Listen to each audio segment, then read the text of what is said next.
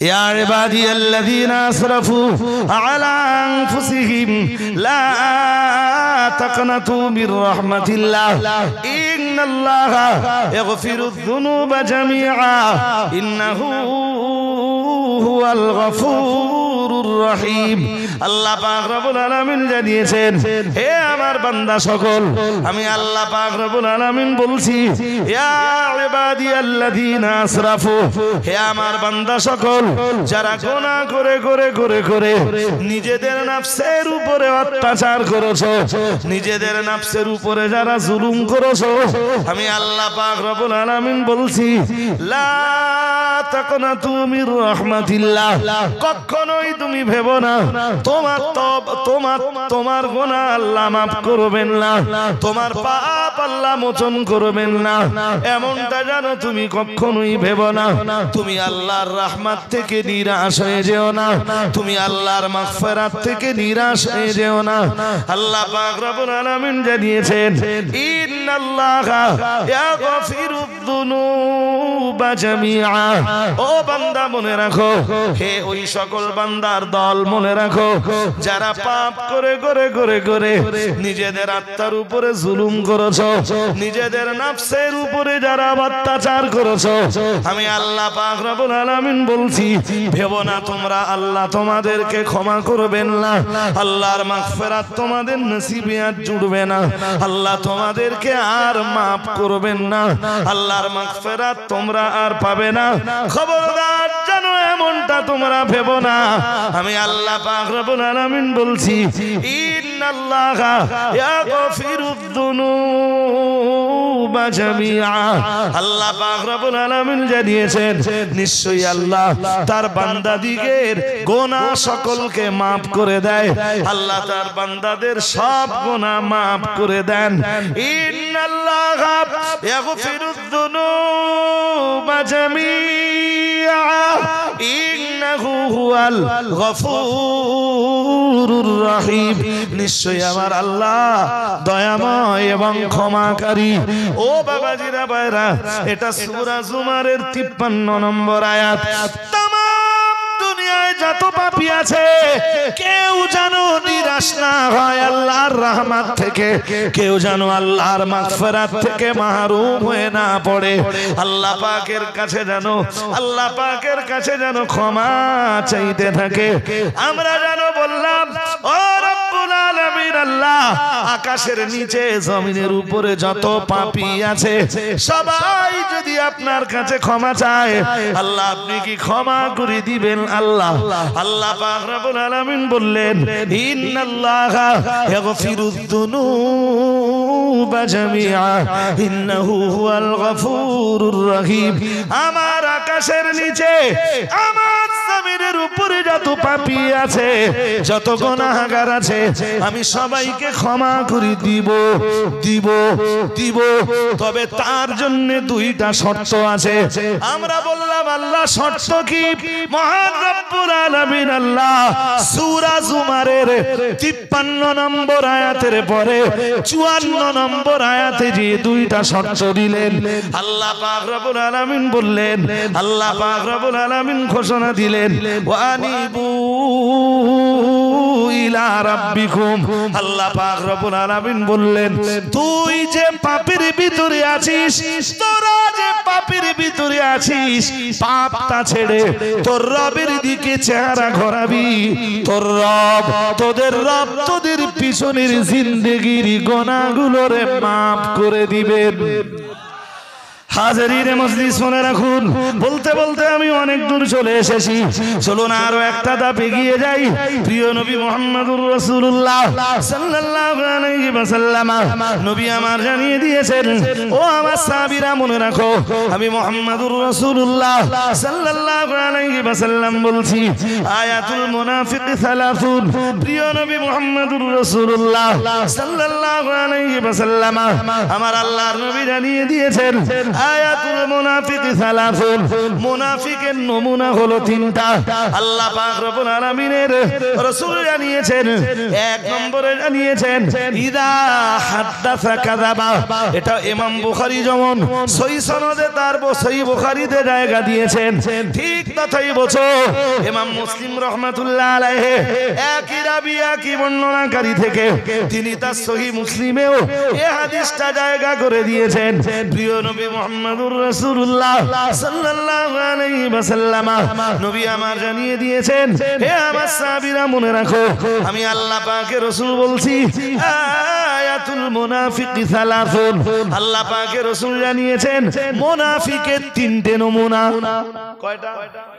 এক নম্বরে রাসূলুল্লাহ জানিয়েছেন ইদা হাদাসা কাযাবা।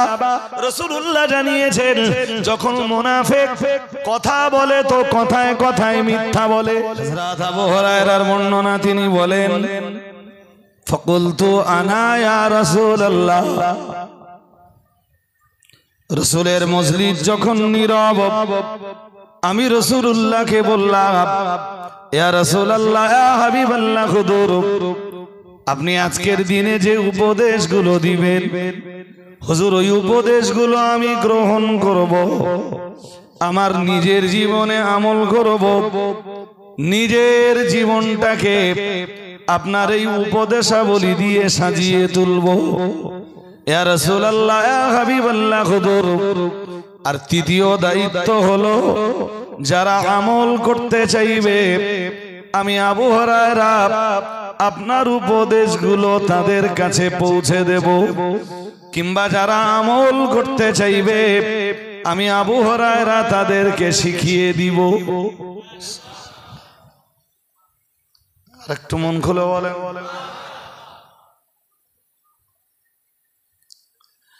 শোনার আগে না একটা স্বচ্ছ মন তৈরি করুন যে আমি ওই ব্যক্তি হব। আজকে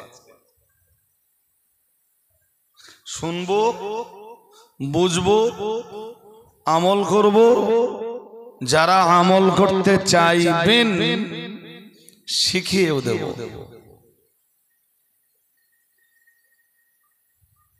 ওয়াজ বেশি না। হযরত আবু হুরায়রা বর্ণনা করেন, প্রিয় নবী মুহাম্মদুর রাসূলুল্লাহ সাল্লাল্লাহু আলাইহি ওয়াসাল্লাম এরপরে ফাখাযা বিয়াদি, রাসূলুল্লাহ আমার হাত ধরলেন।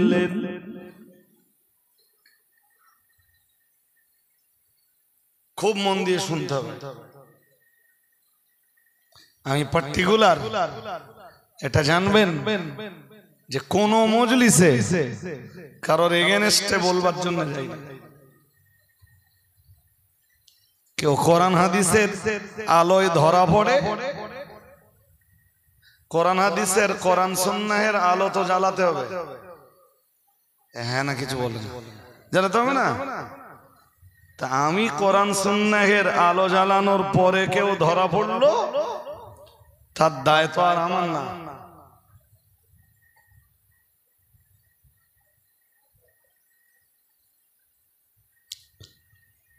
আবু হুরায়রা বললেন আমি, রাসূল হাতটা ধরলেন।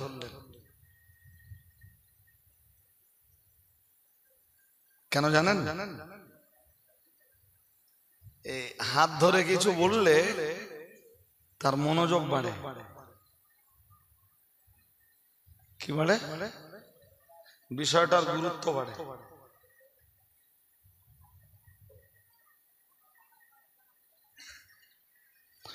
হযরত আবু হুরায়রা বলেন ফাআদ্দা খামসান, প্রিয় নবী মুহাম্মদুর রাসূলুল্লাহ সাল্লাল্লাহু আলাইহি ওয়াসাল্লাম আমার হাত ধরলেন। এরপরে রাসূলুল্লাহ গুনে গুনে আমাকে 5টা উপদেশ দিলেন। সুবহানাল্লাহ। আর একটু মন খুলে বলুন কটা? জীবন কামাল হয়ে যাবে যদি ওই 5টা বিষয়ের আমল করা যায়, বা ওই 5টি জিনিস দিয়ে যদি নিজের জীবনকে সাজানো যায়।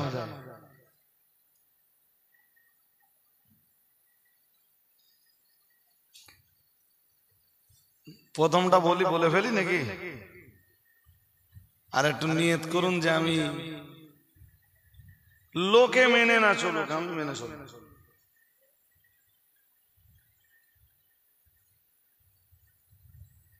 ওয়াজ এক গাদা লাগে না ভাই।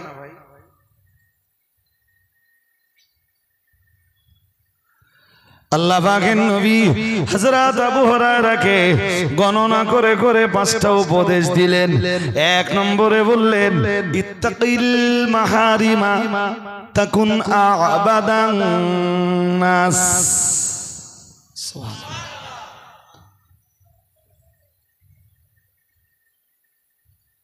আমি বলো ঠিক তাই বলছি, যা 1500 বছর আগে, কম বেশ 1500 বছর আগে রাসূলুল্লাহ হযরত আবু হুরায়রাকে বলছেন হাত ধরে, মজলিস ভরা সাহাবী, তাদের মাঝখানে রাসূল আবু হুরায়রাকে হাত ধরে বলছেন, এই আবু হুরায়রা ইত্তাকিল মাহারিমা, হারাম জিনিসকে পরহেজ করে চলো। কি জিনিস সবাই বলেন? আল্লাহ পাকের নবী বললেন ইত্তাকিল মাহারিমা। ও সাহাবী আবু হুরায়রা, আমি মুহাম্মদুর রাসূলুল্লাহ সাল্লাল্লাহু আলাইহি ওয়াসাল্লাম তোমায় বলছি আবু হুরায়রা, তুমি হারাম জিনিসগুলো নিজের জীবন থেকে বাদ দিয়ে চলো। আমি মুহাম্মদুর রাসূলুল্লাহ সাল্লাল্লাহু আলাইহি ওয়াসাল্লাম, আমি আল্লাহ পাকের নবী বলছি, হারাম জিনিস যদি তোমার জীবন থেকে তুমি বাদ দিয়ে চলতে পারো, আমি আল্লাহ পাকের রাসূল বলছি তাকুন আবাদান নাস। আল্লাহ পাকের রাসূল বললেন, ও আবু হুরায়রা, তুমি হারাম জিনিস তোমার জীবন থেকে বাদ দিয়ে চলতে পারলে তবেই তো আল্লাহর আকাশ আর আকাশের নিচে আর আল্লাহর জমিনের উপরে তুমি শ্রেষ্ঠ ইবাদতকারী।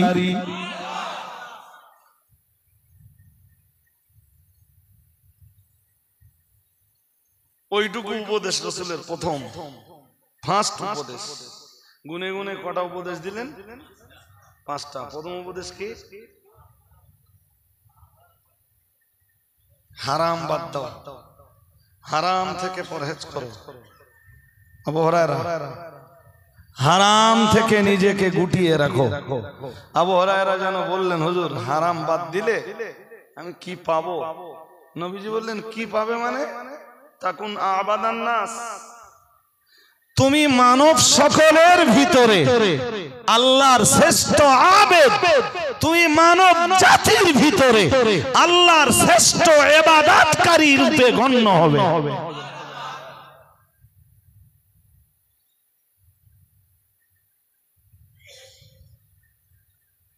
এই কথাটা তাফসীর অনেক। আমি 2 নম্বরে পরে যাব। প্রথমটা তো হয়েছে নাকি? হ্যাঁ না বলেন? প্রথমটা হয়েছে, প্রথমটার একটু ডিসকাস করি। কোরআনের আয়াত হলে আরবিতে তার ব্যাখ্যাকে বলে তাফসীর, আর হাদিসের ব্যাখ্যাকে বলে তাশরীহ বা তাওদীহ।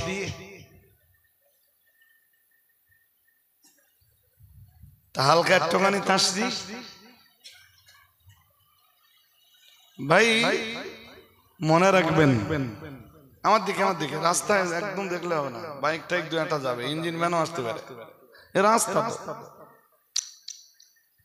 কিন্তু মনোসংযোগ নষ্ট হলে, এই যে মনোসংযোগে আমার কথা শুনছেন, মনোসংযোগ নষ্ট হলে আমি আর এই কথাগুলি এত সুন্দর করে গুছিয়ে আর বলতে পারবো না। একদম ক্লাস করার মতো ক্লাস করাচ্ছি। হারাম এক রকমের নয়, কিছু হারাম রয়েছে চোখের হারাম, আছে না নেই? যেগুলো দেখা হারাম, কিছু হারাম রয়েছে, শোনা হারাম।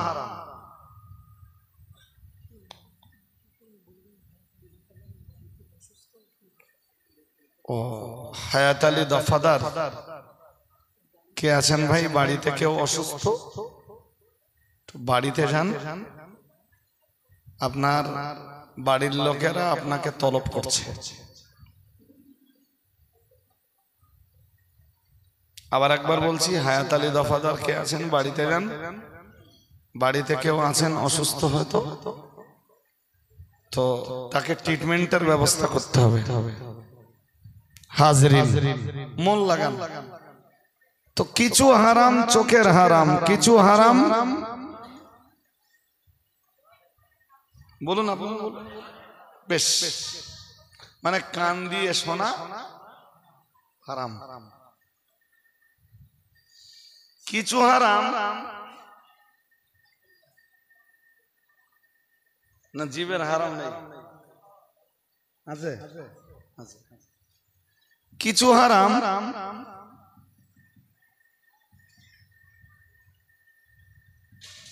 ওই জীবের সাথে সম্পৃক্ত, কিন্তু কথা বলার সাথে সম্পৃক্ত নয়, বরং স্বাদ নেওয়ার সাথে সম্পৃক্ত। হারাম টাকার খাবার কিনে সেই টাকার স্বাদ নয়, হারাম।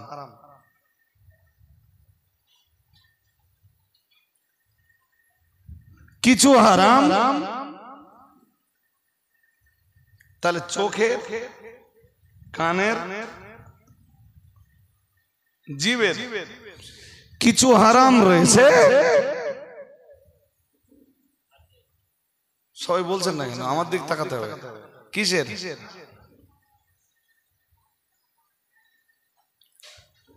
আবার কিছু হারাম রয়েছে পায়ের, না নেই?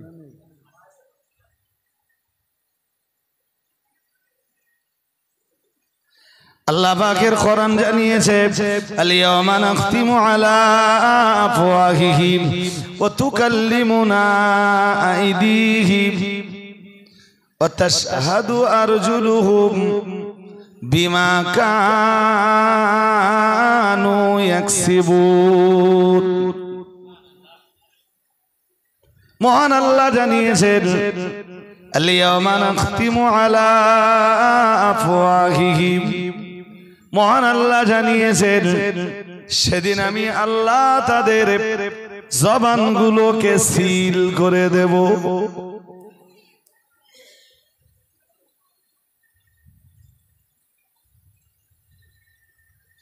কেন সিল করবেন?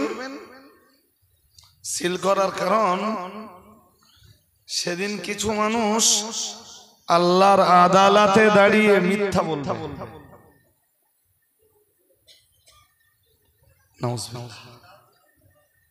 আর একটু জোর করে বলুন। মিথ্যা বলবে। এই পৃথিবীর কিছু মানুষ আছে মিথ্যা বলা যাদের অভ্যাস।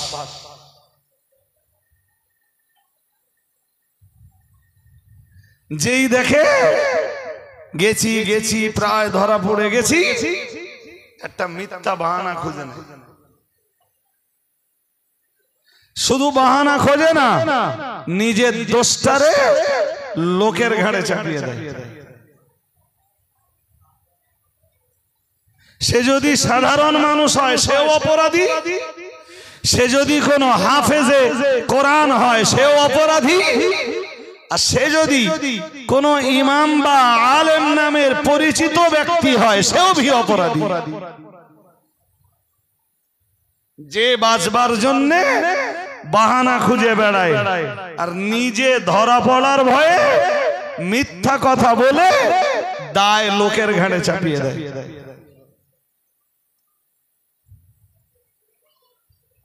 যেটা আমি করতে চাইনি গো, অমুক আমারে জোর করে করিও।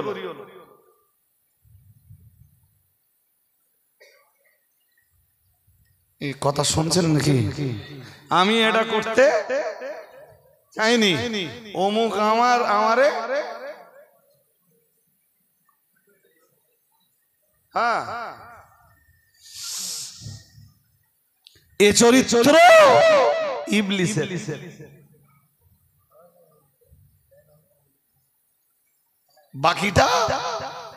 বাকিটা কোরআন হাদিসের বিশদ ব্যাখ্যা। একদম আওয়াজ হবে না, ডু নট ডিস্টার্ব। জি, বাকিটা বিশদ ব্যাখ্যা কোরআন হাদিসের।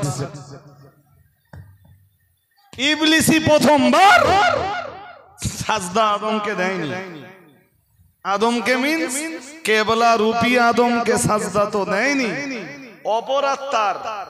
অথচ সে তার অপরাধ নিজে বাঁচবার জন্যে, নিজের অপরাধ ঢাকবার জন্যে সেই অপরাধটাকে আদম নবীর উপরে চাপিয়ে দেয়।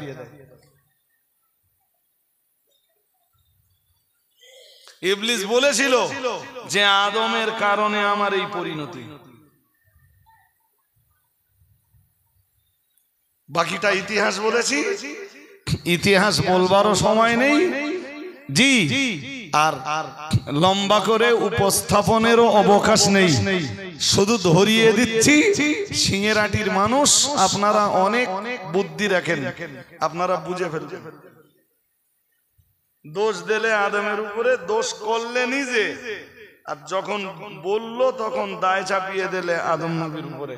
বললো আদম নবীর কারণে আমার এই পরিণতি, মানে ইবলিসের নিজের দোষে ওই পরিণতি না, বললো আদমের দোষে আমার এই পরিণতি।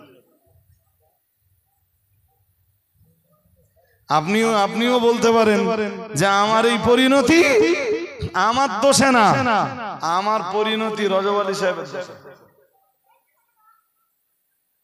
আমার এই হাল আমার দোষে নয়, আমার এই হাল রজব আলী সাহেবের দোষে।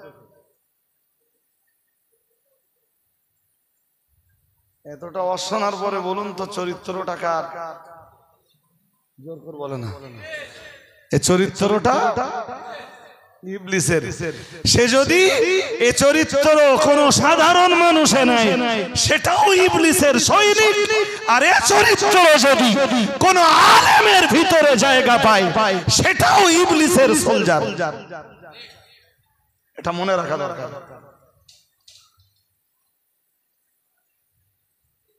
কোরআন তাই বলেছে।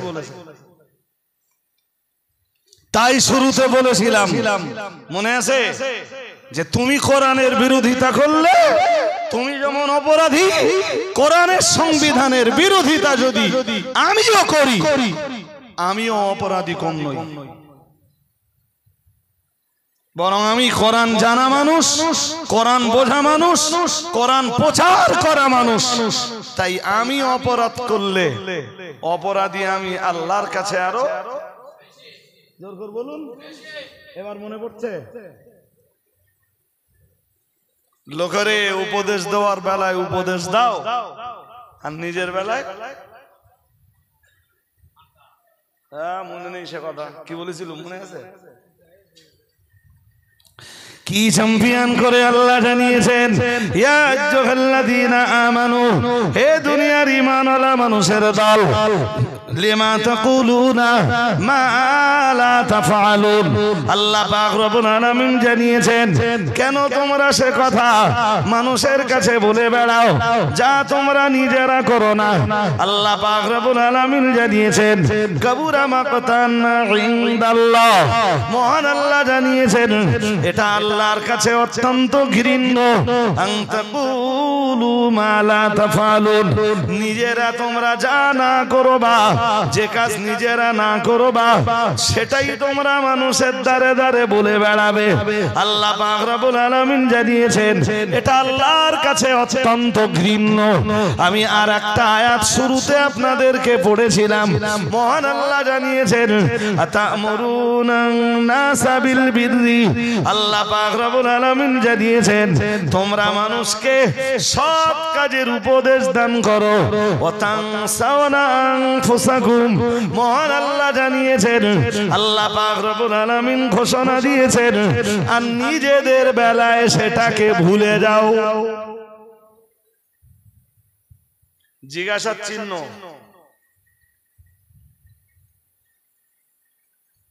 লোকেরে ভালো কাজ করতে বলো, নিজেদের বেলায় ভুলে যাও। সাধারণ মানুষদের চরিত্র পাল্টাতে বলো, নিজেদের বেলায় ভুলে যাও। নিজে ইবলিসের চরিত্র নিয়ে বেঁচে থাকো, আর লোকেরে সাবধান করো, খবরদার ইবলিসের খপ্পরে পড়ো না ভাই। এটাই তোমাদের চরিত্র। আমি জিগাচ্ছি না, আল্লাহ জিগাচ্ছেন কোরআনে, আতামুরুনান নাসা বিল বিররি ওয়া তানসাউনা আনফুসাকুম ওয়া আনতুম তাতলুনাল কিতাবা আফালা তাকিলুন। এত এত কিতাব পড়ো, মনে থাকে না? ভুলে যাও নিজের বেলায়। শুধু লোকের খবর নাও। সাধারণ লোকগুলোরে ইবলিসের সোলজার মনে করো, আর নিজেরা ইবলিসের টুপি পরে বসে থাকো।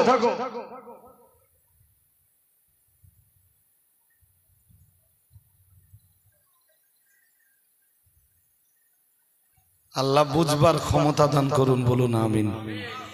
সবাই বলুন না আমিন। জি, তা পৃথিবীতে কিছু লোক আছে ভাই, XYZ ABC, অসুবিধা হচ্ছে আপনাদের নাকি? হয় না তো? হয় না। সে যারাই হোক ভাই, তারা কি করে? বাঁচবার জন্য মিথ্যার আশ্রয় নেয়। এই যে একটু আগে বলছিলাম, যত রকমের হারাম আছে তার ভিতরের এক হারাম আছে জীবের। কি কি হারাম আছে একটু বলেন দেখি, আপনাদেরকে শুনতেছি আমি। দুই একজন অন্তত বলেন, অনেক শ্রোতা তো আমাদের বহু মজলিসের শ্রোতা। জি, শুধু বহু মজলিসের শ্রোতা না, বুদ্ধিমান, চতুর, চালাক, আমলকারী শ্রোতাও মজলিসে আছেন।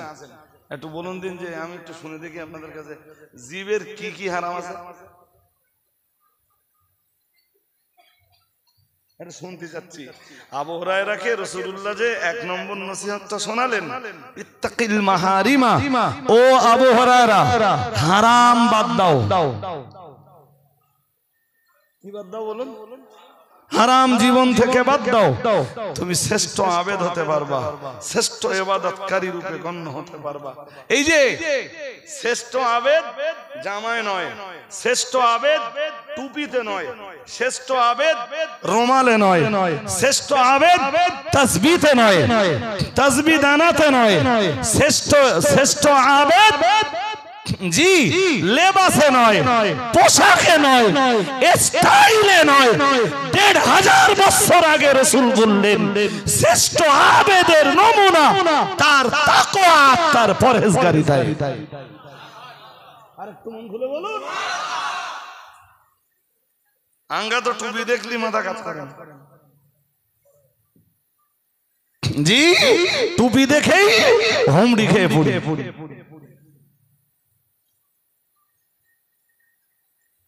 তা আমার জীবনে আমি কম টুপি দেখিনি, বলো ভাই, কম টুপি দেখিনি, বহু টুপি দেখেছি। জি, আমার নিজেরও ভয় হয়। আল্লাহর কাছে শুধু দোয়া করুন, জীবনে যেন কদমটা পিছলে না যায়। বলুন আমিন। সবাই বলুন আমিন। কদম বলো, যে কোনো মুহূর্তে, যে কোনো কন্ডিশনে, যে কোনো সময়ে পিছলে যেতে পারে। পিছলে দেওয়ার জন্য লড়াই চালিয়ে যাচ্ছে ইবলিস শয়তান।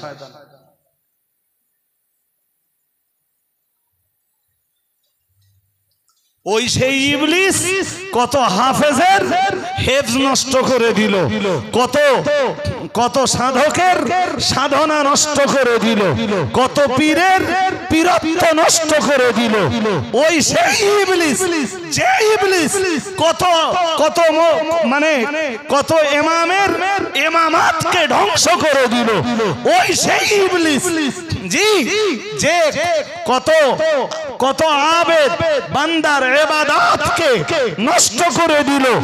ইলমের জায়গা থেকে কদম মানে কদমটাকে পিছলে দিল।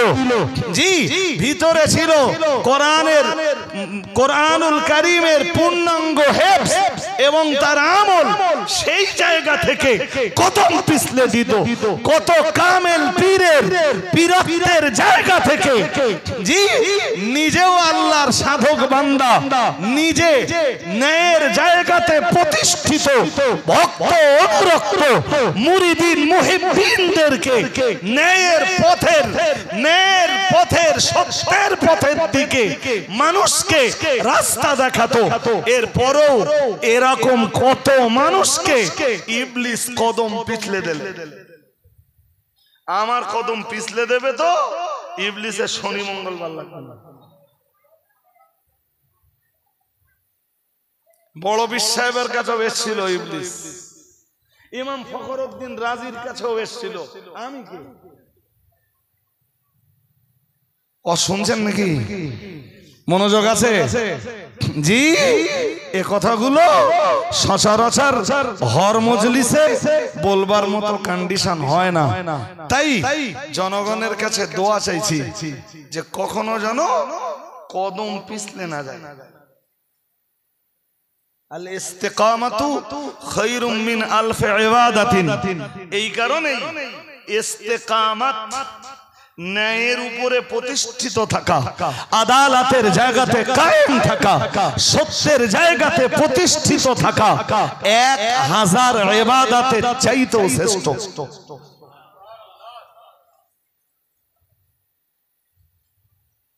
কি বলছি বুঝতে অসুবিধা হচ্ছে? হ্যাঁ, কত লোক দেখলুম।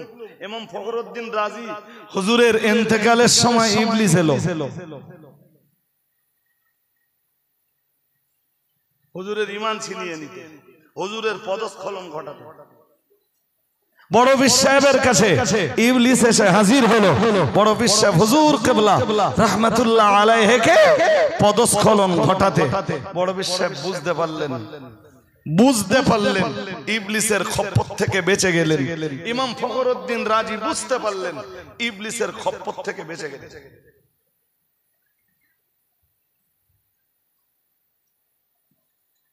কাজ যে এক লেখা বই পড়েছিলাম, বইটা আজও বাড়িতে আছে। আমি তখন ছেলে মানুষ, বইটা যখন কিনেছিল, বইটার নাম তালবিসে ইবলিস। এক চূড়া, এখন বোধহয় বাজারে বইটার বাংলা বেরিয়েছে। জি, সময় থাকে তো বইটা একটু পড়ে দেখবেন। ইবলিসের খপ্পর থেকে বাঁচার উপায়। ইবলিস আমার কাছে যে সূরাত নিয়ে আসে আপনার কাছে ওই সূরাতে যাবে না। আমার কাছে যে আপনার কাছে যে সূরাতে আসবে পাশের আরেকজন ভাইয়ের কাছে ওই সূরাতে যাবে না। পাশের আরেকজন ভাইয়ের কাছে যে সূরাতে যাবে ওই সূরাতে ইবলিস আরেকজনের কাছে যাবে না। আরেকজনের কাছে ইবলিস যে সূরাতে যাবে সেই সূরাতে ইবলিস ও গিরগেটির মতো রং বদলাতেই থাকবে।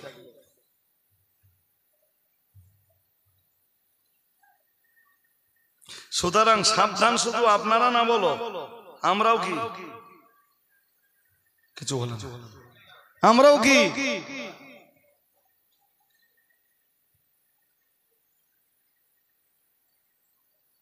কেন বলেন? হাদিস শরীফে দুটো হাদিস এসেছে জানেন। এসব বললে ভাই অনেক সময় লাগবে, অনেক সময়। এক হাদিসে এসছে, যদিও ভিন্ন ভিন্ন সনদ আলাদা আলাদা, আবার সনদ কি যদি বোঝাতে যাই সময় যাবে। আল্লাহ পাকের রাসূল জানিয়েছেন সালাসাতুল লা ইউকাল্লিমুহুমুল্লাহু ইয়াওমাল কিয়ামাতি ওয়া লা ইয়ানজুরু ইলাইহিম ওয়া লা ইউযাক্কিহিম ওয়া লাহুম আযাবুন আলীম। মুহাম্মাদুর রাসূলুল্লাহ সাল্লাল্লাহু আলাইহি ওয়াসাল্লাম আমার আল্লাহর নবী জানিয়ে দিয়েছেন, ও আমার সাহাবীরা মনে রাখো, আমি মুহাম্মাদুর রাসূলুল্লাহ সাল্লাল্লাহু আলাইহি ওয়াসাল্লাম আমি আল্লাহ পাকের নবী বলছি, সালাসাতুল লা ইউকাল্লিমুহুমুল্লাহ ইয়াওমাল কিয়ামাহ, কিয়ামতের দিন আল্লাহ তিন শ্রেণীর মানুষের সঙ্গে কথা বলবেন না, ওয়ালা ইয়ানজুরু ইলাইহিম, ওই তিন শ্রেণীর মানুষের দিকে মহান আল্লাহ ভালোবাসার নজরে দেখবেন না।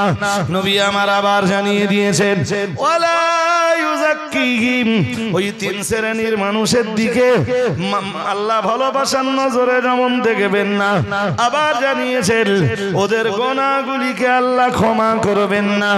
ও বাবাজিরা ভাইরা, নবী আমার আবার জানিয়েছেন ওয়ালাহুম আযাবুন আলীম, আর ওদের জন্য রয়েছে সেদিন আল্লাহর পক্ষ থেকে অত্যন্ত যন্ত্রণাদায়ক শাস্তির ব্যবস্থা।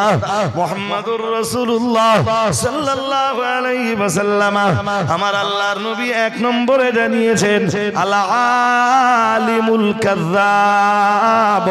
রাসূলুল্লাহ এক নম্বরে জানিয়েছেন যে তিন শ্রেণীর মানুষের দিকে আল্লাহ ভালোবাসার নজরে দেখবেন না, যাদের সঙ্গে কথা বলবেন না, যাদের গুনাহ আল্লাহ মাফ করবেন না, যাদের জন্য অত্যন্ত দরদনাক শাস্তির ব্যবস্থা আল্লাহ করে রেখেছেন, ওই তিন শ্রেণীর ভিতরে প্রথম শ্রেণী হলো আল আলিমুল কাযযাব। রাসূলুল্লাহ জানিয়েছেন মিথ্যাবাদী আলেম। প্রসঙ্গত একটা কথা সিংহারাটির লোকেরা মনে রাখুন, এটা কি মিথ্যা, কি কিসের হারাম? জোর করে বলুন। সুতরাং আমি বক্তব্যের প্রাসঙ্গিকতা বলো হারিয়ে ফেলিনি। প্রাসঙ্গিকতা কি ছিল আমার মনে রয়েছে, জীবের হারাম। আর রাসূল বলেছেন মিথ্যাবাদী আলেমের পরিণতি কি? আল্লাহ কিয়ামতের দিন তার সাথে কথা বলবেন না, তার দিকে ভালোবাসার নজরে দেখবেন না, জি তাকে আল্লাহ ক্ষমা করবেন না। তার জন্য কি আছে ভুলে গেছেন? বাংলাটা মনে রাখুন, যন্ত্রণাদায়ক শাস্তি, দরদনাক আযাব। মানে এমন শাস্তি যা তাকে দরদ দেবে। দরদ বুঝো? বুঝো না? আগেকার লোকে এসব বলতো, কোন জায়গায় ব্যথা হলে বলতো উফ বড্ড দরদ। এসব শব্দের ব্যবহার এখন সমাজে কিছু কিছু ভাই আগেকার লোকে বলতো, সেসব শব্দ নেই। যেমন বলতো অসুখ হয়েছে, রোগ সকলে কি বলতো? অসুখ। এসব শব্দের ব্যবহার আস্তে আস্তে সমাজ থেকে উঠে যাচ্ছে, বহু জিনিস উঠে যাচ্ছে সমাজ থেকে। মানুষ সব এখন বেশি স্টাইল দিতে শিখেছে, ভাষার স্টাইল, কথার স্টাইল, চলার স্টাইল। শুধু জীবনটা মিথ্যায় ভরা।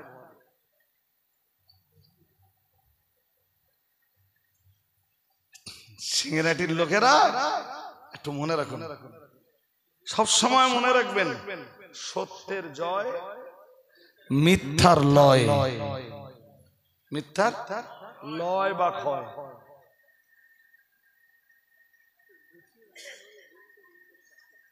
সত্যের যতই গুছিয়ে বলুন লয় হবেই, আজ অথবা আজকে আমি গুছিয়ে মিথ্যা কথা যাদের কাছেই বলবো, ওদের কাছেই একদিন প্রমাণ হবে যে এই মিথ্যাবাদী। বিশ্বাস হয়? হ্যাঁ হ্যাঁ না বলে না, শুধু অপেক্ষা করুন। তা যদি না হয় তাহলে কোরআন সুন্নাহের থিওরি ঠিক নয়। কিন্তু দুনিয়ায় সবাই মিথ্যাবাদী বলে গণ্য হলো, কোরআন আর সুন্নাহের থিওরি কখনো মিথ্যা বলে গণ্য। কোরআন সত্য, হাদিস সত্য। আমার কথা বুঝতেছেন? হ্যাঁ, যতই গুছিয়ে গুছিয়ে গুছিয়ে গুছিয়ে মিথ্যা কথা বলুন, যাদের কাছে গুছিয়ে গুছিয়ে মিথ্যাগুলো বলা হচ্ছে এদের কাছেই একদিন প্রমাণ হবে যে মিথ্যাবাদী।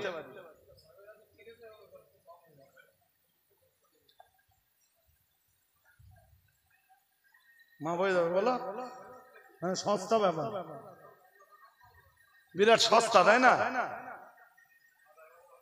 জি, তাই উত্তরটা লেলাও একেবারে আমার কাছে। উত্তরটা নিতে আর দেরি করে কি হবে? কিছু রাত আছে ভাই, যে রাতগুলোতে আল্লাহ গুনাহ মাফ করে। কাদের? তওবাকারীদের। কাদের? হ্যাঁ, সত্যি সত্যি মাফ করে দেয়। আল্লাহ পাকের কোরআন জানিয়েছে, আল্লাহ পাক রব্বুল আলামিন জানিয়েছেন, ইয়া আইয়ুহাল্লাযীনা আমানু তুবু ইলাল্লাহি তাওবাতান নাসুহা। মহান আল্লাহ জানিয়েছেন, ইয়া আইয়ুহাল্লাযীনা আমানু, হে দুনিয়ার ঈমানওয়ালা মানুষের দল, তুবু ইলাল্লাহি, তোমরা আল্লাহর কাছে তওবা করো, তাওবাতান নাসুহা, খাঁটি অন্তঃকরণে তওবা করো, আল্লাহর কাছে তোমরা তওবায়ে নাসুহা করো। ও বাবাজিরা ভাইরা, এই তাওবায়ে নাসুহার ব্যাখ্যায় মুফাসসিরিনে হযরতরা, মুফাসসিরিনে ইযাম তাওবায়ে নাসুহার ব্যাখ্যায় পরিষ্কার লিখেছেন, তাওবায়ে নাসুহা হলো একজন মানুষের জীবনের এমন তওবা যে তওবা করার পরে বান্দার ওই পাপে কামব্যাক করবে না, ওই পাপে কোনোদিন ফিরে আসবে না। ওই তওবাটাই হলো তাওবায়ে নাসুহা। আমিও তো বলতেছি তওবা কবুল হয়, আমি কখন বললাম তওবা কবুল হয় না? যেখানে কোরআন বলেছে তওবা বান্দা তওবা করলে কবুল হয়, যেখানে হাদিস বলেছে তো বান্দা তওবা করলে কবুল হয়, আমার সেখানে অধিকার আছে নাকি এই কথা বলার যে তওবা করলে আল্লাহ নেবে না? আমিও বলছি নেবে, তার শর্ত আছে। কি আছে? কথা বলেন না কেন? কি আছে? কি শর্ত জানো? একজন লোক মদ খাচ্ছে, এই যে শবে বরাতের রাত বা কদরের রাতে তওবা করছে, আমি মদ খাবো না। সত্যি সত্যি যদি সারা জীবনে কোনোদিন আর মদের বোতল স্পর্শ না করে, তখন ওর তওবা কবুল হবে। There is no doubt. No? আমি হাফেজ নই, তবে মনে হয় যে তওবা সংক্রান্ত যত আয়াত আছে জিজ্ঞেস করলে বলতে পারবো, আর বলতে না পারলেও পড়লে বুঝতে পারবো। আর আমার এই মোবাইলের ফোল্ডার সব এক জায়গায় করা আছে, কোন বিষয়ের কি আয়াত আছে সব হয়তো এক জায়গায় করতে পারি না। এরপরেও বলছি, আমি নিজে হাফেজ না হলেও আপনি পড়বেন বলে দেবো এই আয়াতের বিষয়ে। বাকি ইচ্ছাকার জোর করে বলুন। কোরআন শরীফের 24 পারা সূরা জুমার, সূরা বলুন বলুন। এই আপনি তুলে ধরলেন তাই বলতেছি যে মিথ্যা কথা বলে নেব আর আল্লাহ সব কি করবে? তওবা করব। আর তওবাটা কি? তওবাটা যে কি আমার দেশের বহু মৌলবীও জানে না। আর আমি ঠিক বলছি,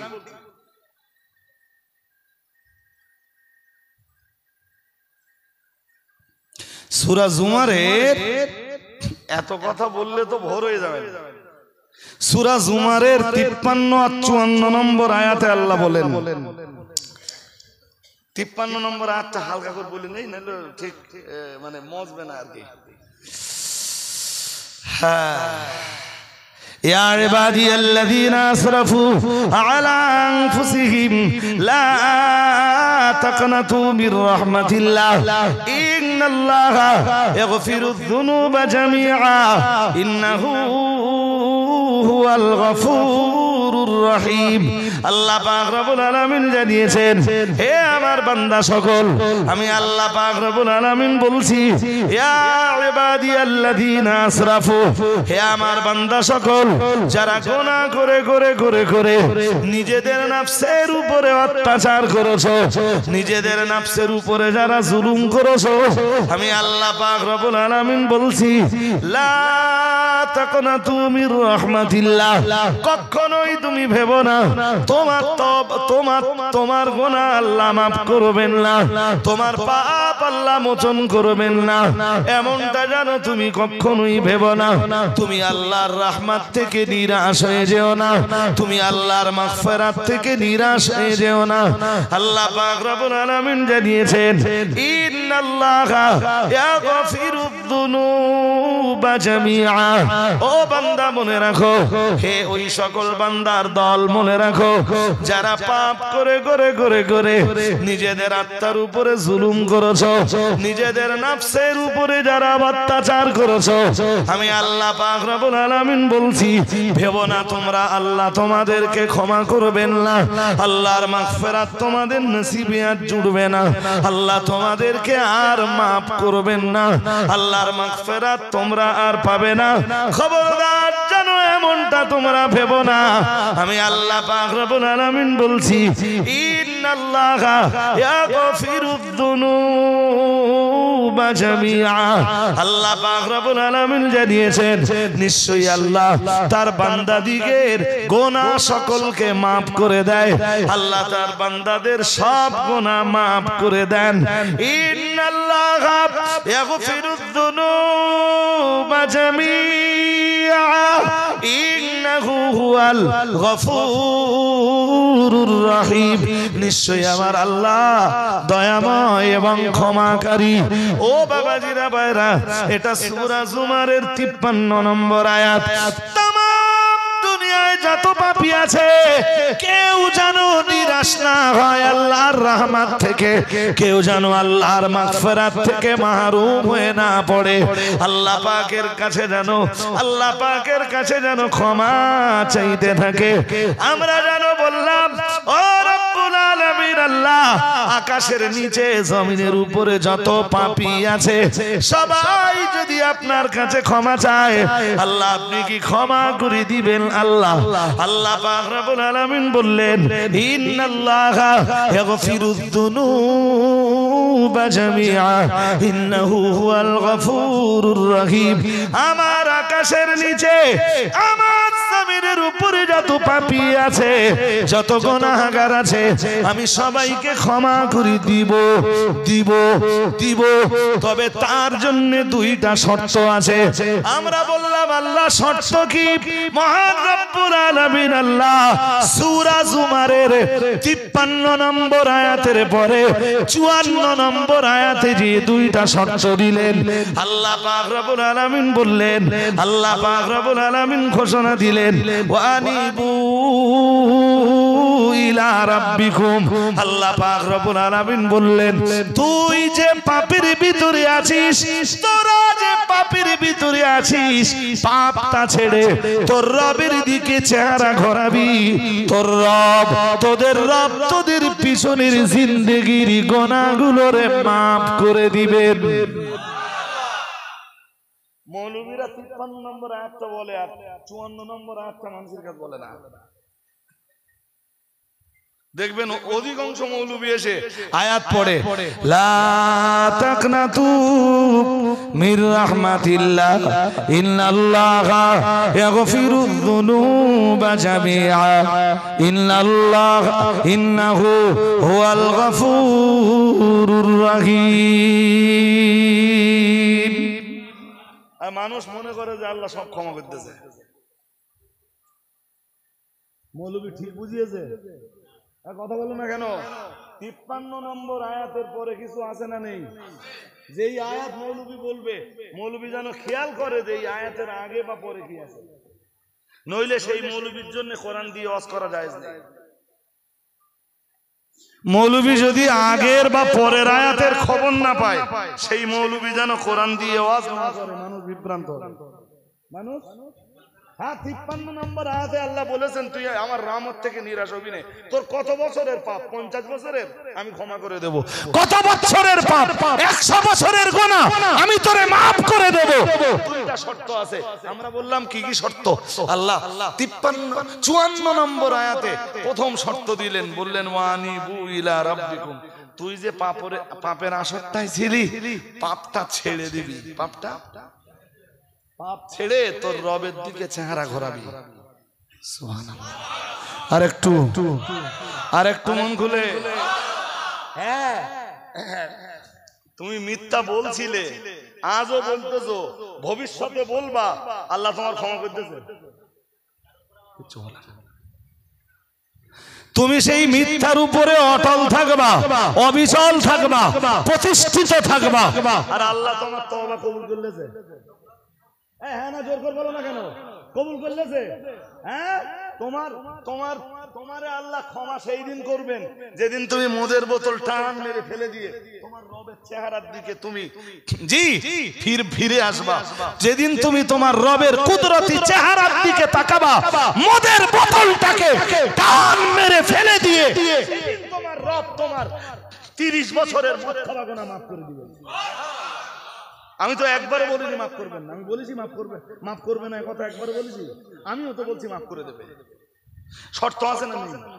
হ্যাঁ, মৌলভী শর্তের কথা বলে না। জি, রিয়াজুস সালেহিন কিতাবের নাম কি? রিয়াজুস, তাতে লেখা আছে। আমার আজকে আর বলার সময় নেই, একদিনে কি সব পসিবল নাকি? ছেঁড়াটিরা একদিন দাউদ করে সব শুনে নেবে। রিয়াজুস সালেহিনে তওবার অধ্যায়ে বলা হয়েছে তওবার 6টা শর্ত। কয়টা? কথা বলো না কেন? কয়টা? 6টা শর্ত নিয়ে ওয়াজ করতে গেলে আর একটা মজলিস দরকার।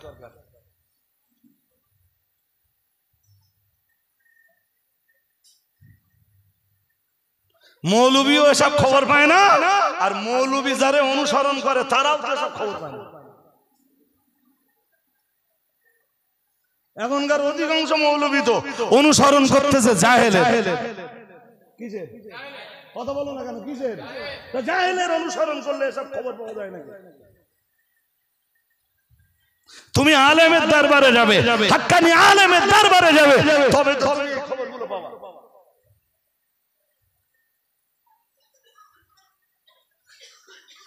জি, সুতরাং অসুবিধা হচ্ছে আপনাদের নাকি? হ্যাঁ, প্রথম শর্ত ওটা, মানে সরাসরি কোরআন থেকে যে শর্তগুলো আমরা পাই। দ্বিতীয় শর্ত ওয়া আসলিমু লাহু। প্রথম শর্ত কি? পাপ ছাড়ো, রবের দিকে চেহারা ঘোরাও। দ্বিতীয় শর্ত কি? একটা লোক মদ খেত, নামাজও পড়তো না, ও মদ ছেড়ে দেবে, নামাজও পড়বে। আগে মদ খেত, রোজা রাখতো না, এখন রোজাও রাখবে। আল্লাহর আইনের কাছে আত্মসমর্পণ।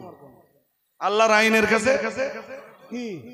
ও শুধু যদি মদ ছেড়ে দেয়, ও তওবা না, ও তওবাও করা লাগবে, আল্লাহর আইনের কাছে আত্মসমর্পণ। হ্যাঁ, বাকি যত আল্লাহর যত আইন আছে तमाम আইনের কাছে আত্মসমর্পণ করা লাগবে। মদও খেত, সুদও খেত, মদও ছাড়া লাগবে, এখন সুদও।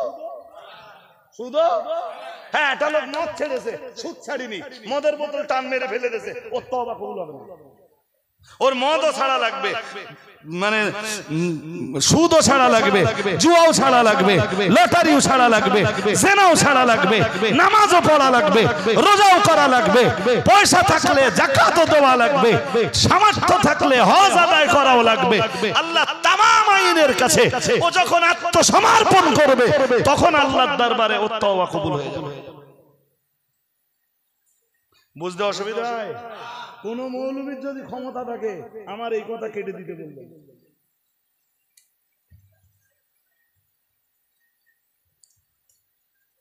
এদেশে তো চলে অধিকাংশ বাংলা মৌলবী।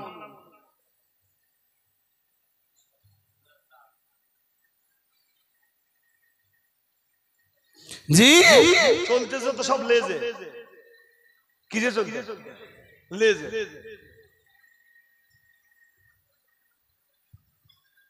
সুতরাং এই সমস্ত কথা বলে মানুষকে বোকা বানানোর চেষ্টা করে কোনো লাভ নেই, কোনো লাভ নেই। জি। আর মিথ্যা বলে যদি, মনে রাখবেন, মিথ্যা বলে যদি, মিথ্যা দিয়ে যদি জনগণকে বোকা বানিয়ে ধর্ম থেকে সরিয়ে দেওয়া হয়, তাহলে ওর তওবা কি জানো?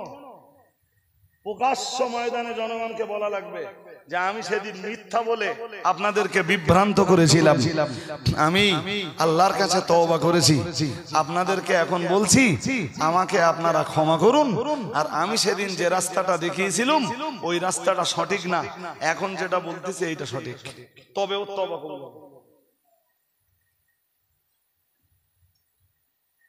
কথা বুঝতে পারেন? সাধারণ লোকের মিথ্যা বলা আর মৌলবীদের ধর্মের নামে মিথ্যা কথা বলা দুটো এক।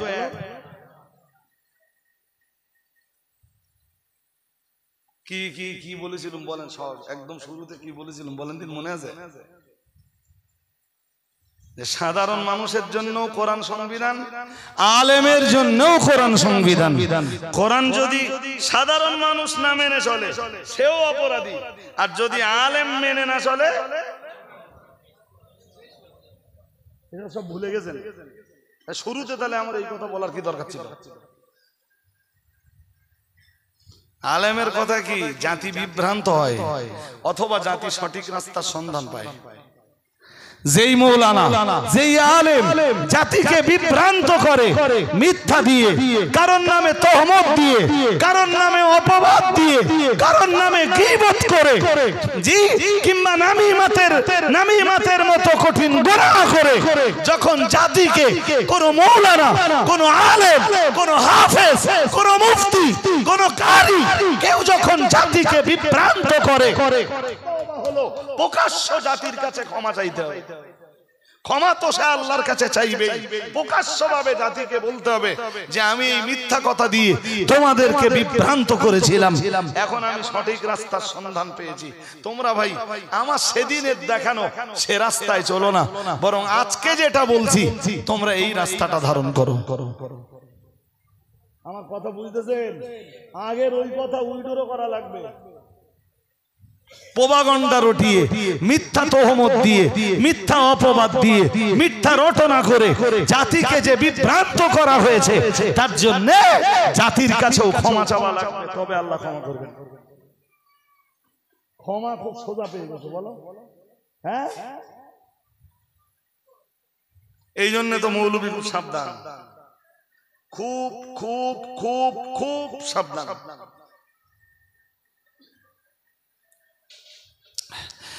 হাজারিনে মজলিস, মনে রাখুন, বলতে বলতে আমি অনেক দূর চলে এসেছি, চলুন আরো একটা ধাপ এগিয়ে যাই। প্রিয় নবী মুহাম্মদুর রাসূলুল্লাহ সাল্লাল্লাহু আলাইহি ওয়াসাল্লাম নবী আমার জানিয়ে দিয়েছেন, ও আমার সাহাবীরা মনে রাখো, আমি মুহাম্মদুর রাসূলুল্লাহ সাল্লাল্লাহু আলাইহি ওয়াসাল্লাম বলছি, আয়াতুল মুনাফিক সালাসুন।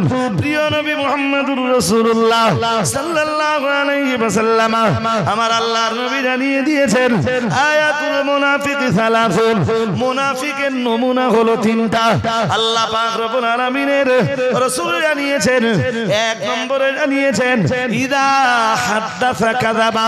এটা ইমাম বুখারী যেমন সহিহ সনদে তার সহিহ বুখারীতে জায়গা দিয়েছেন, ঠিক তথাই বছর ইমাম মুসলিম রাহমাতুল্লাহ আলাইহি একই রাবী, একই বর্ণনাকারী থেকে তিনি তার সহিহ মুসলিমেও এই হাদিসটা জায়গা করে দিয়েছেন। প্রিয় নবী মুহাম্মদুর রাসূলুল্লাহ সাল্লাল্লাহু আলাইহি ওয়াসাল্লাম নবী আমার জানিয়ে দিয়েছেন, হে আমার সাহাবীরা মনে রাখো, আমি আল্লাহ পাকের রাসূল বলছি, আয়াতুল মুনাফিক সালাসুন। আল্লাহ পাকের রাসূল জানিয়েছেন মুনাফিকের তিনটে নমুনা। কয়টা? এক নম্বরে রাসূলুল্লাহ জানিয়েছেন ইদা হাদাসা কাযাবা। রাসূলুল্লাহ জানিয়েছেন যখন মুনাফিক কথা বলে তো কথায় কথায় মিথ্যা বলে।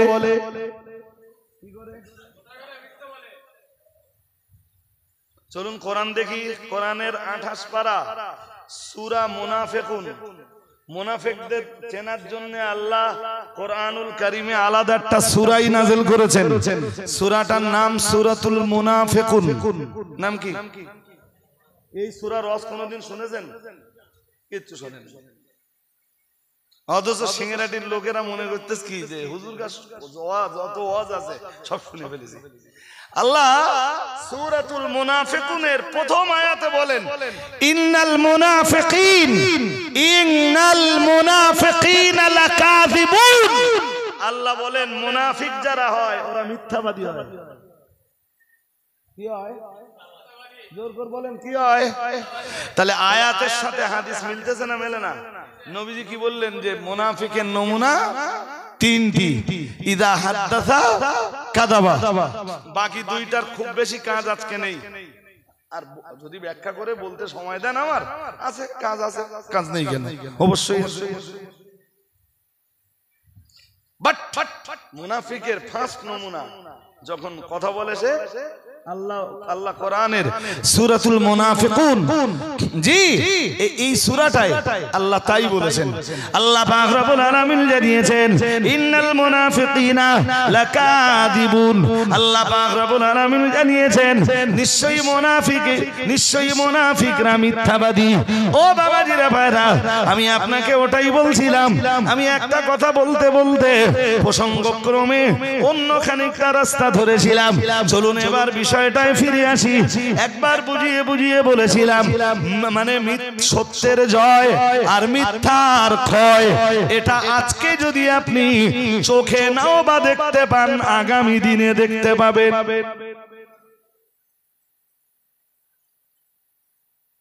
এই যে আমি যদি কোনো সত্য কথা বলি না আপনাদের, সেই সত্য কথাটা আপনাদের কালবে জায়গা করে দেওয়ার দায়িত্ব আল্লাহ। কোন মিথ্যা যদি বলি তো সেই মিথ্যা আপনাদের কল্প থেকে জি অমিট করে দেওয়ার দায়িত্বটাও।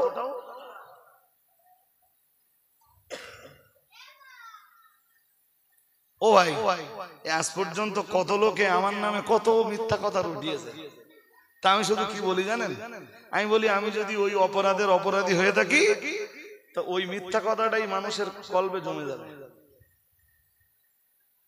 আর মানুষ আমাকে ওই অপরাধী ভাববে। আর যদি আমি অপরাধী না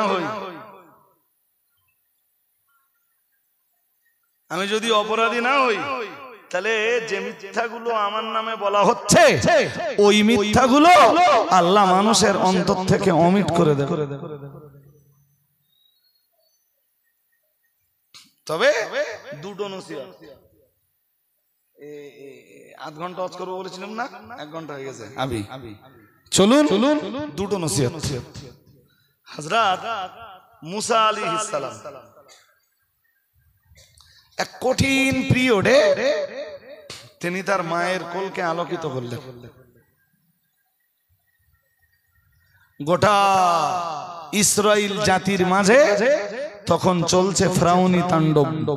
কন্যা সন্তান হলে তাকে বাঁচতে দিত তারা, যদিও কিন্তু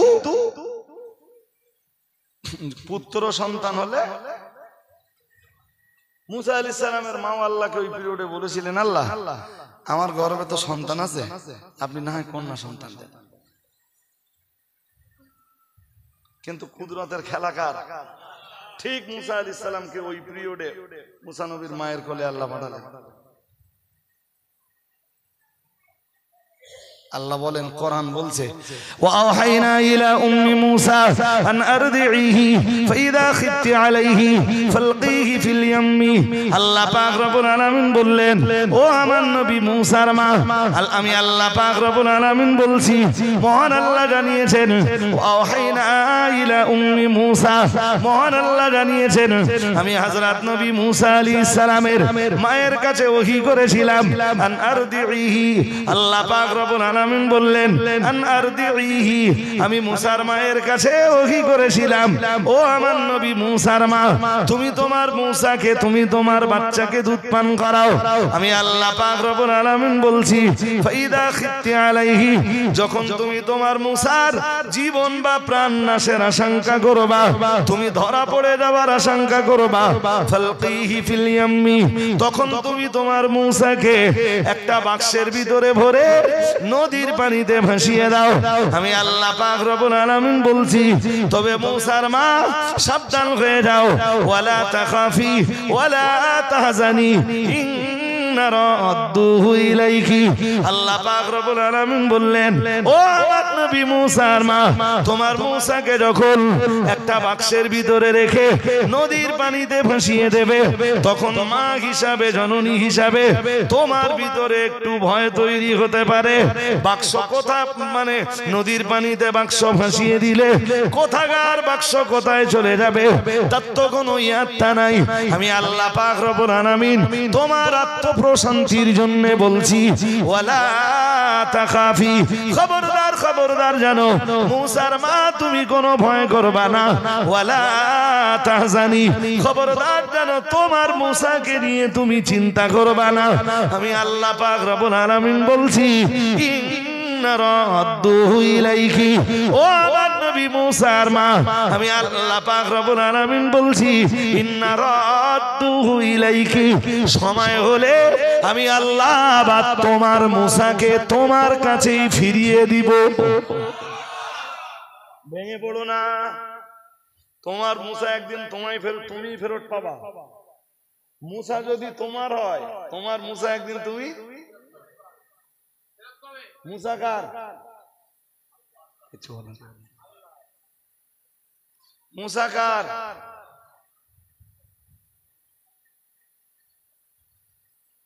আল্লাহ বললেন, ইন্না রাদ্দুহু ইলাইকা, তোমার মূসারে তুমি একদিন, তোমার মূসা মানে কার মূসা? হ্যাঁ, মূসার মাকে বলছেন, মূসা তোমার মূসা, সুতরাং তোমার মূসাকে তুমি একদিন, ভেঙে পড়ো না, তোমরাও একদিন তোমার গা হারিয়ে যাওয়া মূসা খুঁজে পাবা, তার জন্য সময় লাগবে। কি লাগবে?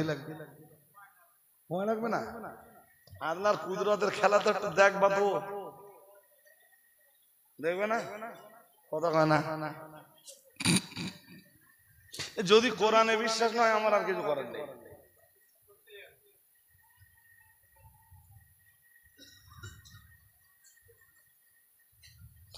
ইন্না রাদ্দুহু ইলাইকি ওয়া জাইলুহু মিনাল মুরসালিন। আল্লাহ পাক রব্বুল আলামিন বললেন, ও আমার নবী মূসার মা, তোমার মূসাকে আমি ফিরিয়ে দেব, ওয়া জাইলুহু মিনাল মুরসালিন, আর তোমার মূসাকে শুধু তোমার কোলে ফিরিয়ে দেব না, আমি আল্লাহ তোমার মূসাকে আমি নবী বানাবো। আর একটু মন খুলে বলো, এখন দুধ পান করিয়ে দাও, বাকিটা তো ইতিহাস।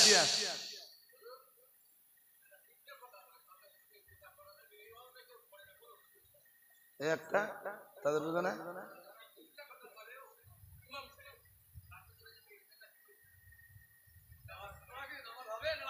আরে বাবা, মিথ্যাবাদীর পিছনে একটা, মানে মিথ্যাবাদীর পিছনে ইক্তেদা, তাই তো?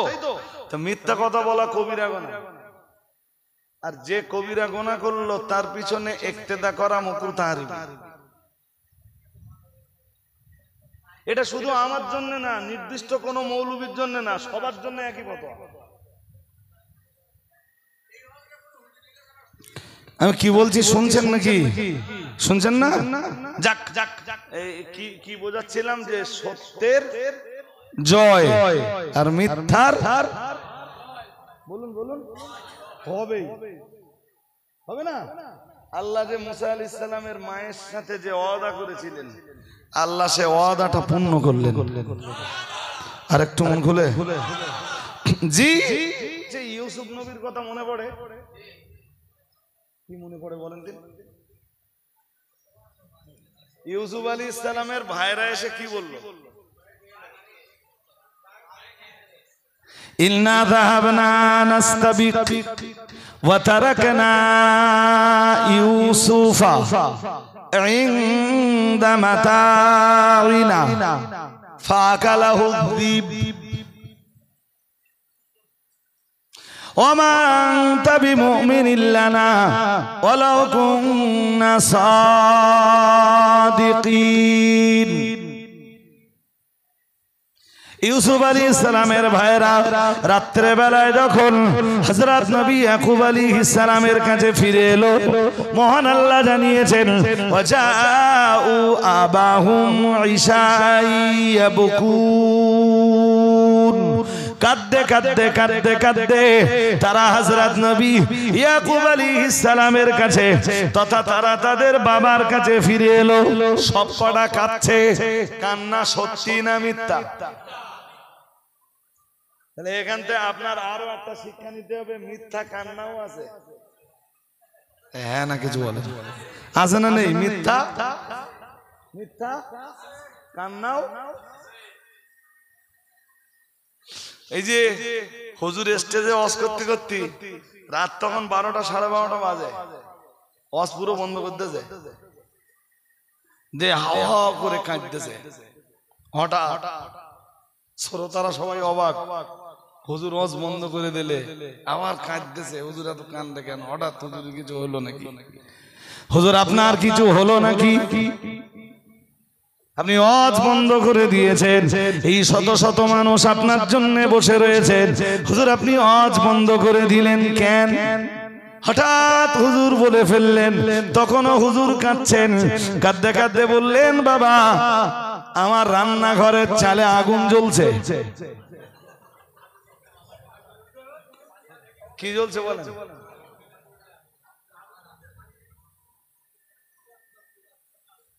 হ্যাঁ আমি দেখতে পাচ্ছি বাবা। বলেন আমার রান্নাঘরের চালে যদি আগুন জ্বলে আমি কি আর রস করতে পারবো? পরের দিন সেই গ্রামের লোক গেছে হুজুরের বাড়ি দেখতে, দেখে কিচ্ছু না। কেস কি? কেস হুজুর একটা টাইম গিন্নিরে বলে দিয়েছে যে তুই রাত 12টা 12:30টার দিকে রান্নাঘরের চালে আগুন লেগে দিবি। আর আমি ওয়াজ করতে করতে হঠাৎ বন্ধ করে দেবো, জনগণ আমারে পীর বলবে। মিথ্যা কান্নাও, শুধু মিথ্যা কথা না বলো, মিথ্যা কান্নাও আছে। সুতরাং জাতি সাবধান, কমিউনিটি সাবধান। আল্লাহ পাকের কোরআন জানিয়েছে, মহান আল্লাহ ইরশাদ করেছেন ওয়াজাউ আবাহুম ইশাইয়াবকুন। আল্লাহ পাক রব্বুল আলামিন জানিয়েছেন ওরা হযরত নবী ইউসুফ আলাইহিস সালামের ভাইরা হযরত নবী ইয়াকুব আলাইহিস সালামের কাছে রাতের বেলায় কাঁদতে কাঁদতে এলো, এসে বলল ইল্লা যাহাবানা নাস্তাবিক, হে আমাদের বাবা আমরা একটু খেলায় গিয়েছিলাম, আমরা একটু দৌড় প্রতিযোগিতায় গিয়েছিলাম, অথবা আমরা একটু খেলাধুলা নিয়ে ব্যস্ত ছিলাম। আর এরপরে আবার ওরা বলল ইন্না যাহাবনা নাস্তাবিক ওয়া তারাকনা ইউসুফা ইনদা মাতাইনা, আমরা আমাদের ভাই হযরত ইউসুফ আলাইহিস সালামকে আমাদের মাল সামগ্রী আমাদের সামানের কাছে বসিয়ে দিয়ে গিয়েছিলাম। খেলতে খেলতে প্রতিযোগিতা করতে করতে আমরা একটু দূরে চলে গেলাম। ফাকালাহুদ্দীব, জঙ্গলের একটা নেকড়ে এসে আমাদের ভাই ইউসুফকে খেয়ে ফেলেছে। বলুন নাউজুবিল্লাহ। ওমা আনতা বিমুমিনিন লানা ওয়ালাউ কুননা সাদিকিন, ওগো আমাদের আব্বাজান যদিও আমরা সত্যবাদী, এরপরে আপনি তো আমাদের কথা বিশ্বাস করবেন না। কে বলছে? জোর করে বলে না। আরে বাবা শুধু ওইটা বোঝাতে যাচ্ছি না তো, এই ইয়াকুব আলাইহিস সালামের ছেলেদের এই মিথ্যা বাহানা প্রমাণ হতে সময় কম লেগেছে। জোর করে বলে না। ইউসুফ আলাইহিস সালাম ওখান থেকে মিশরে চলে গেলেন। কোথায়? হ্যাঁ, বছরের পর বছর সেখানে কাটালেন। যখন তিনি যৌবনে পদার্পণ করলেন, জুলাইখা তার উপরে অপবাদ আরোপ করে জেলখানায় পাঠালো। বাকিটা তো ইতিহাস। বছরের পর বছর ইউসুফ আলাইহিস সালাম জেলখানায় কাটালেন। জেলখানা থেকে বার হলেন, মিশরের খাদ্যমন্ত্রী হলেন। জি, কেনানে ততক্ষণে দুর্ভিক্ষ শুরু হলো। তারপরে তো ইউসুফ আলাইহিস সালামের 10-10টা ভাই মিলে তার আব্বাকে মিথ্যা যে কান্না কেঁদেছিল, সেই কান্না যে মিথ্যা ছিল সেটা প্রমাণ হতে বছরের পর বছর সময় লেগে গেল। জি হিসাব করলে, জি হিসাব কষলে তা 20-40 বছরের বেশি।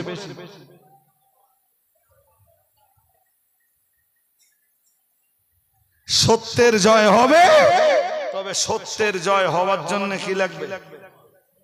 জোর করে বলুন, সময় লাগবে, ধৈর্য ধরুন, ইনশাআল্লাহ। কথা বলেন।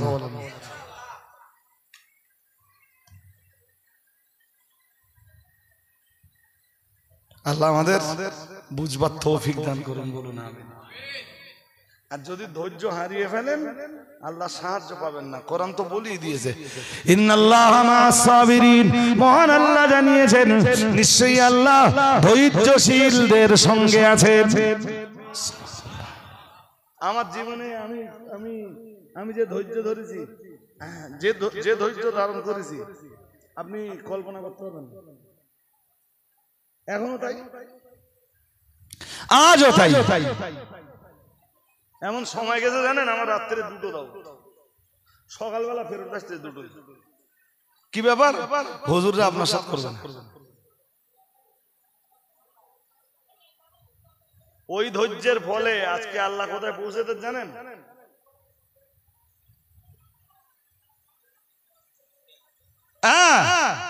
12 বছর, 13 বছর, 15 বছর আগে যারা বলতো হুজুর করবে না আপনার দাওয়াত ফেরাচ্ছি, তারা এখন কি বলে জানেন? হুজুর আপনি দাওয়াত নেন, যে হুজুর আপনার সাথে করবে সেই হুজুর নেব, যে হুজুর না করবে নেব না, যে হুজুর না আসবে তারে মানা করে দেবো, আপনি দাওয়াত নেন। কিসের ফল?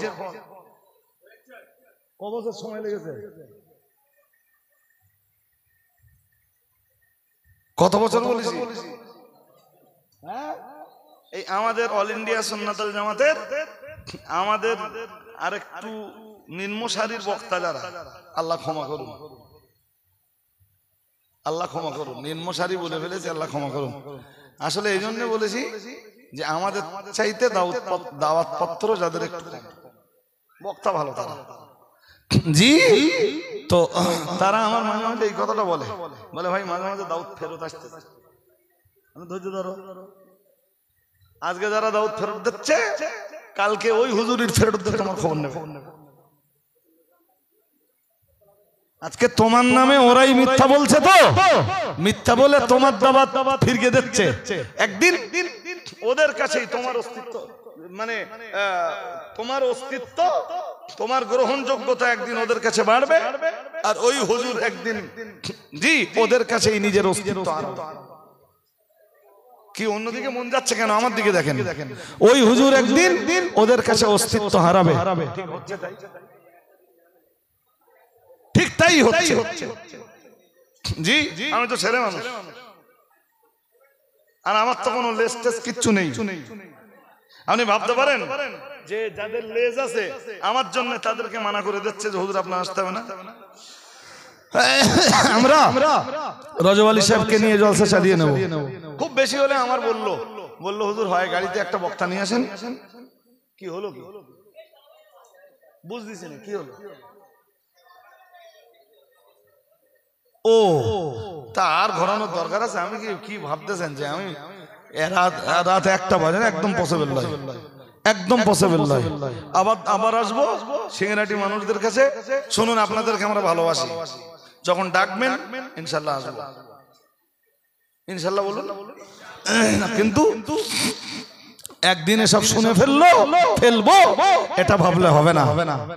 জি সালামটা পড়ে নেব, পড়ে নে আর একটুখানি কথা বলবো, একটুখানি বাকি আছে, ওইটুখানি ছাড়িয়ে দেবো, দিয়ে দোয়া করবো। উঠে দাঁড়ান। ইয়া নবী সালাম